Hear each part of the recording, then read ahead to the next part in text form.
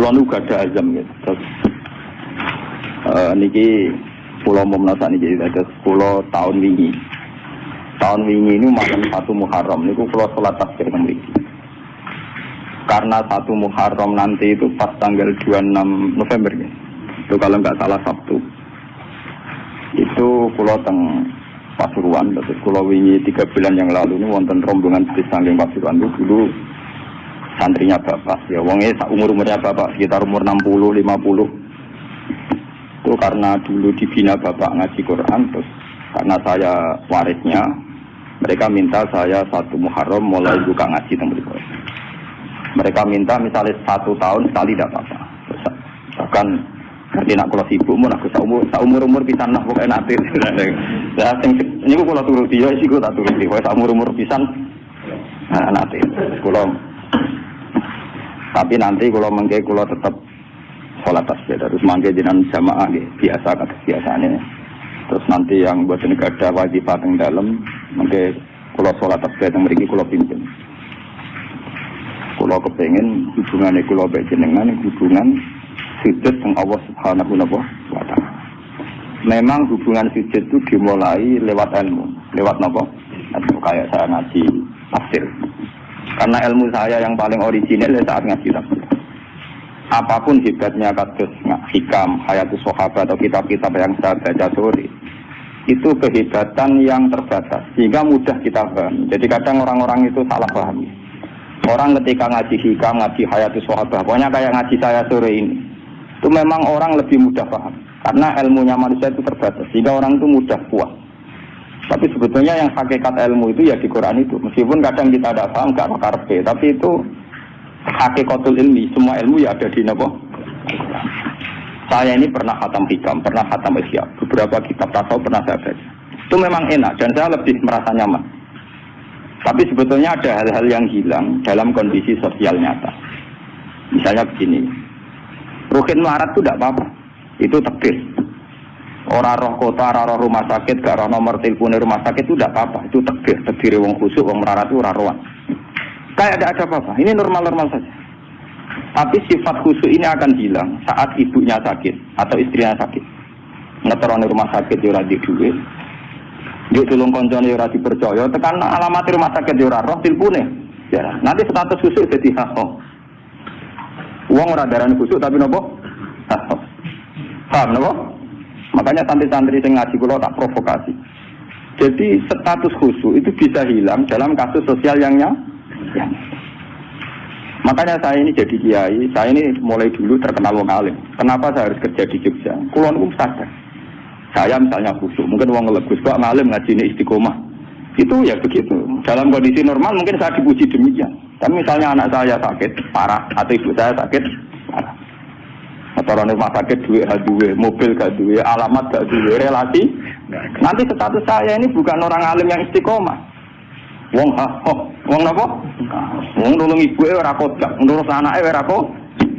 Di sini ini terus terjadi kesalahan dalam kitab-kitab tasawuf yang benar. Makanya saya mohon yang senang saya, ngaji saya paling inti tetap di Quran. Meskipun Quran itu kadang ana pornografi, cara Gus Dur yen ana pornografi. Itu hal yang nyata. Orang tasawuf itu malu membicarakan pornografi. Tapi kalau Quran biasa saja.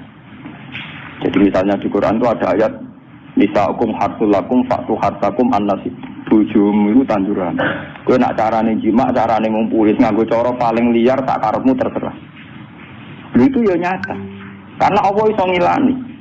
Wong lanang tak soleh-soleh tetap duwe nafsu dan jalan menghilangkan nafsu itu libidonya dia harus ditumpahkan. Dan itu yang halal adalah nopo bu. Artinya itu tetap harus dibicarakan. Piye wae sing iso ngekang zina adalah bu. Tetap dibicarakan. Daripada kowe wiridan sawangane ning pangeran, jebule ambek nahan nafsu, paham ya? Terus akhirnya bano nahan nafsu puncak wiridan, Gusti nang mati nang swarga kula tak nang ngeloni widadari dari pangeran. Lho gak kangen aku jebule. Kangen apa? Baca, oleh kurang ngajar. Artinya ternyata di balik kekhusyukan dia ada pornografi yang tersimpan. Atau jujur be pangeran dari awal ngeloni bu. Makanya Imam Ghazali mencontohkan ini contoh-contoh Gulatus sufia, orang-orang sufi yang ekstrim. Sama masalah uang juga gitu. Orang khusyuk atau mergawe. Yakin nak rezeki ku teko lewat wiridan, amen wiridan. Tapi nang ati ini, aku bolak-balik wiridan duit teko. Berarti dia kan sudah mengkompensasikan wiridannya dia dengan tiwales rupa-rupanya selama ini duit teko. Semakin sering ono duit teko dhewe, semakin semangat wiridan, mergo jaga wiridane caspleng. Terus dari pengiran, lho casplenge dibeli ukurannya. Di sini nih yang saya makanya saya tetap berpendapat ilmu terbaik tetap Al-Quran. Al-Quran yang jujur saja. Kalau orang ingin cari rezeki ya kerja. Nah, kalau anti mati tetap kerja. Bahkan saya sampai sekarang menanamkan anak-anak saya kalau ditanya tamu bapak di mana ya jawabnya kalau saya ke Jogja ya kerja. Malah kata santri di Urbat Guru, apa yang dalam Gus? Apa siapa aja karena anak saya itu nggak tahu apa itu tidak tahu. Ya makanya ya makin saya man bapak. Anak pulau sing bareng malah luwes tengahnya yang janja putri. Saya tidak punya abah. Kalau bapak punya. Padahal ada santri kan muni bapak kan gak sopan. Jadi tak kau yang abah temu gila. Anakku cilik gak paham. Saya tidak punya apa? Abah. Dan ini kula cerita. Nanti biar sampean tahu silsilah ilmu saya. Saya ini umurnya sudah 40 lebih. Makanya hidup saya anggap saya mulai sekarang. Ya, dan saya paling sering sholat itu ya sekarang. Itu begini, misalnya ini yang masalah nyata. Kalau nunggu akhir-akhir ini biasanya ya sinau. Kalau tiap hari di sinau. Cuma akhir-akhir ini lebih intensitas saya lebih sinau. Ketika saya baca hadis termasuk alamatnya kiamat itu banyak zina. Yang kedua itu wayur faul ilmu dan ilmu itu hilang. Ilmu apa? Hilang. Minggu pulau baca itu di Bukhari di Muslim itu nangis sejadi-jadi. Pulau bereling hadis itu nangis dan saya takut anak-anak saya nanti, anak cucu kita nanti akan mengalami masa kebodohan masa. Kebodohan masa misalnya gini ya, nanti kalau ulama gak cerewet kados kula, tidak mau ngomong hukum, itu nanti uang kuwalak-walik. Jadi misalnya begini, ini saya ngomong di mana-mana, terutama sama santri-santri saya ngomong di mana-mana. Dalam kasus maksiat itu ya ada etika. Misalnya orang yang di niklab atau orang yang misalnya yang order orang nakal, itu juga ada aturannya. Misalnya Rukin daftar dulu, ya Rukin yang dapat dulu. Setelah itu Mustafa, setelah itu Mas Tri. Nanti yang gelem antri namanya anak baik. Rukin itu anak baik karena mau nopo antri. Nanti yang transaksi dan bayar namanya anak baik. Mergo dekne yo hasil zina yo bayar namanya anak baik. Kuatirku nanti kalau ilmu itu sudah hilang, nanti kemaksiatan sudah ada. Sing ono kok dilem anak baik. Dia tetap zina tapi dilem anak baik karena dia zinanya ya bayar ya mau antri. Paham ya? Orang melihat konser yang pornografi, yang mempertontonkan aurat. Kalau masuknya pakai tiket, namanya penonton baik. Tapi kalau munggah-munggah tribun gak ada tiket, penonton jelek. Padahal cara Allah sama jeleknya mergo delok porno. Paham? Lho mboten, ilmu itu pasti nanti hilang. Dan itu yang pasti dimaksud Rasulullah wa yurfa'ul ilmu. Ilmu itu nanti hilang oleh etika sosial. Meskipun dalam etika itu terjadi kebobrokan agama. Itu yang paling saya takut. Nanti itu kebaikan itu dalam keburukan. Yaitu tadi orang nonton konser pornografi asal kamu bayar dia ke penonton baik. Kamu nonton kok ngarep ben bayar. Terus tengok penonton itu baik sekali. Padahal delok ngiler perkara roh pornografi. Tapi karena dia bayar dan anteng dianggap penonton baik. Karena dia dilem orang baik, dia tidak pernah introspeksi kalau perilakunya salah. Paham ya? Nanti itu pasti maksudnya Rasul itu begitu. Itu di sara-sara ada, tapi saya memahami begitu. Nanti pasti hilang. Makanya saya bersumpah sampai saya mati pun saya akan ngomong ilmu. Meskipun ulama kayak saya itu tidak populer. Saya itu sering dikritik sama teman-teman saya isinya dari pidato.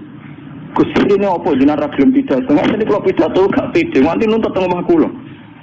Kena jawab tenan, nggak siap. Ngrugekno kowe lho jawabanku.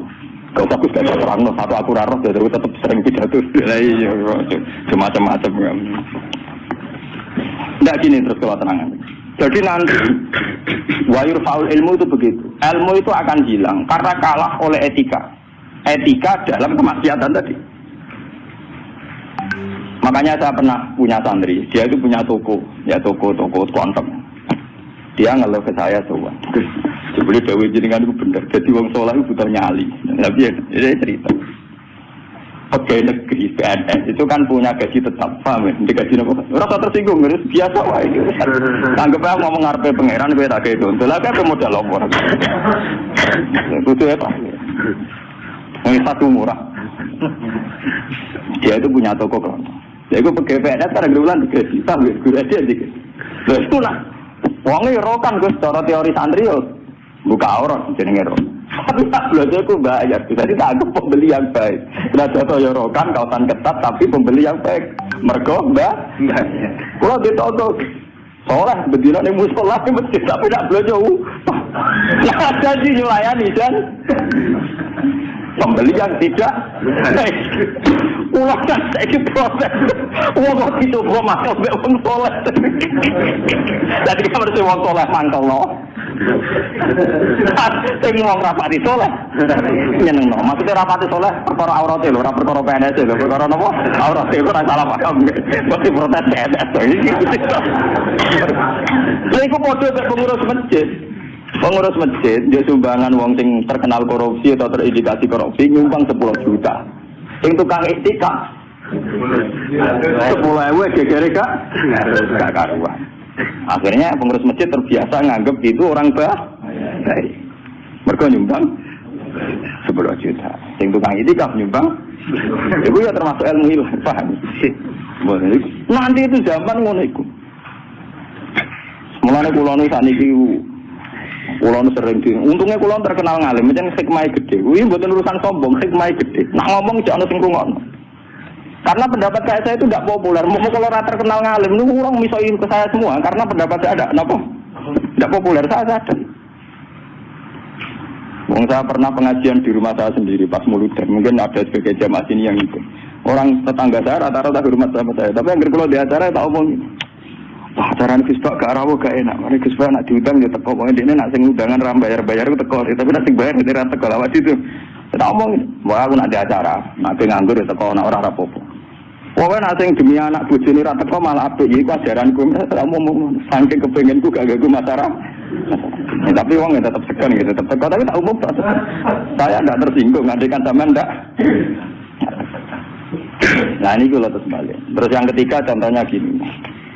Kiai ku kados kiai kados kula nu lebih nyai 5 tahun, bapak wafat 2000.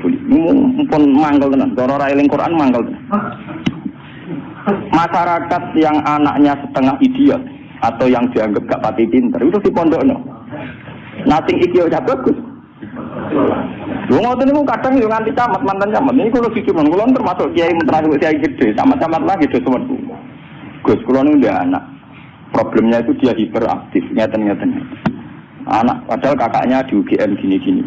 Itu coba yang itu supaya mondok di sini gini-gini. Ya sudah begitu. Untung kalau termasuk kiai sing rapati butuh duit, rapati butuh derajat. Memang tak pisau ya, tak maki-maki nek kaya kula. Lalu itu setelah itu tidak kasil mondok di saya karena tak maki-maki. Itu gang beberapa hari. Wong sing ngomong niku wong melarat. Ya orang melarat tidak tamat. Muga ora melarat itu tak bisa ya, melarat ya. Ya gitu. Anak yang baik karena dapat prestasi di sekolah umum, yang tidak baik di pondok. Wah nyorok Gusti kula saiki. Wingi wong sugih kula tidak bisa ilang iki terus budi. Kan etika keulamaan kan bisa wong melarat ora oleh. Agus kok ora. Jadi nak misoi ora oleh. Agus kok napa? Iya, beda kan misoi napa? Jadi ono. Setelah itu yang menyelamatkan hati saya itu satu, yaitu tadi. Kenapa di Al-Quran diulang-ulang innalladzina amanu wa amilus sholihat. Jadi sebetulnya beginilah, ini yang peringatan ya bagi teman-teman yang mungkin di sini ada PNS, ada orang-orang yang biasa punya selera elit. Cobalah Quran ini dihidup-hidupkan lagi, amanu wa amilus sholihat. Dalam teori Quran pokoknya yang baik itu ngamal soleh. Jadi misalnya saya sebagai orang alim di Pondok Rukin. Dia sudah misalnya idiot, melarat, aneh-aneh. Terus dipondoi mastri misalnya, terus melarat, aneh-aneh. Pondok Mustafa selamat gak pahaman. Kalau dalam teori pendidikan modern di mana butuh bibit unggulan, ini itu nggak masuk semua. Karena sudah ada bayar, idiot, ngawur, aneh-aneh gitu. Itu kan repot. Wah, itu kan repot. Jadi kamane santri kok Mustafa yang ceniki, wis ora tau salam tempel lah kok kiai ini ra salat qobliyah, kiai ora salat apa? Qobliyah. Gremeng dek mesti gak trimo dek napa? Duwe kiai kok ora salat apa? Qobliyah. Misale tak turuti salat qobliyah, kok ora badi apa dia karepe kiai ku ideal. Ngaku karepe dhewe. Padahal kiai ini kesusu rabadi qobliyah mergo ape nak mergawe, ngurusi dekne terus kelaparan. Nah ini contoh. Nanti suatu saat ada era, sekarang juga mulai. Sekolahan yang hebat adalah sekolahan yang luar biasa dengan makna santrinya IQ-nya bagus. Siswanya IQ-nya bagus. Pola sosialnya bagus. Pembayarannya nomor yang penting gini Bu. Pembayarannya apa? Nah terus akhirnya pondok-pondok pesantren kan kedua bayarnya bagus, otaknya tidak bagus, perilakunya tidak bagus. Lupa mau aku tuh rasi sangoni pangeran. Wa amilu solihat. Ngurumat ruhin wa amilu solihat. Ngurumat Mustafa ya amilu. Wah surah urip. Surah dadi wong. Tapi karena saya punya semangat sarane Quran sementing aku amilus, ya sudah. Allah menitipkan ngamal saya lewat ngurumat mastri, lewat ngurumat ruhin. Ya sudah selesai. Masalahnya terus nopo? Nah, kalau suwun sing ngaji kula, semangat kenapa Quran ngulang-ulang wa amila solihan, diulang-ulang wa amil solihat. Penting dalam hidup itu amilus. Gua pernah, ini cerita nyata. Saya pernah lihat TV sama ulama-ulama yang kayak saya, artinya tipikalnya ya kayak saya, orangnya alim terus ya ikhlas. Cocok-cocokan kan. Jadi kiai lah ya tahu grup modal yo ngalime sak kulo, yo alim tenan. Yo putrane ki gede. Padha kiai ini kan buka kartu. Tenan mata iki kisah nyata. Ngene ngaji wong tua-tua. Dene aku kan wong enjoy ikhlas. Tahu tak kok. Gus. Ini kan delok SPC napa menteri napa-napa sing teng TV wong kok mulyane ngono. Buka lawange ra tau delok menteri. Terus pokoke mulyane kok ngono. Wis ngono darani pahlawan. Misalnya ngurumusno ekonomi, ana pertumbuhan apa? Jadi harus tak wiri ta ora. Niki ora ono ngru Gus, kula takok jadi. Waktu lama ya itu kan. Lah aku wong kula yo wong alim kan gak wajib sungkan nang padha napa ngalim. Ya kula takok. Loh, jenengan ngawiti takok. Salah jenengan ngawiti takok. Jenengan cerita awake jenengan iki nek tak jawab. Dia cerita. Kula karepe mangkel, protes. Kulo nu wis ikhlas istiqomah mulang masyarakat ra ono sing hormati, ono wis digaji. Gajine presiden yo dhuwur, gajine menteri yo dhuwur, gajine bupati. Nak ngamal darani ngamale Dik. Ini padahal tugase. Ngamal tenan nak kita, kedur ora ono sing gak. Tapi ora ono biji. Wah, waktu buka dhewe tak mlebu mobil. Tak rusak yo dadakno. Bupati rusak kok sing dadakno. Anduk harus gawano. Kene mobil lah rusak aku utang. Cerita dari protes gimana be? Kenyataan ini nopo? Besar gede cerita. Masa ini jenazah di manto. Karena latar belakang saya kan kiai Quran. Saya tuh tidak pernah punya perasaan cemburu dia. Artinya saya lebih terbiasa ikhlas kan. Lah aku kon nerangno, nek aku muni ikhlas kan lebih baik dibanding dia kan yo ora etis lho. Wah, ana apa? Lho mboten iki ternyata bener sampean mangkel dadi kiai bener. Nane kira sate di kiai urip. Nara bate buat kiai wis modern lah.